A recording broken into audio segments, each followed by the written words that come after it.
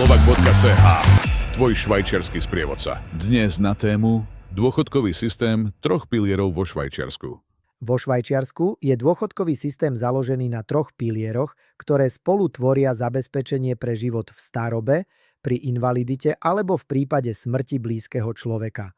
Prvý pilier je štátna starobná a invalidná poistka AHV a IV. Je povinný pre všetkých ľudí žijúcich vo Švajčiarsku a slúži na zabezpečenie základných životných potrieb v dôchodku.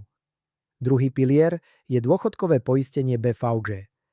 Je povinný pre zamestnancov, ktorí zarábajú nad stanovenú hranicu a vytvára sa z individuálneho kapitálu na účte, ktorý sa neskôr premieňa na starobnú alebo invalidnú dávku. Na tento účet prispieva zamestnávateľ minimálne toľko, koľko si prispieva sám zamestnanec. Tento pilier sa snaží udržať životný štandard, ktorý ste si vybudovali počas práce.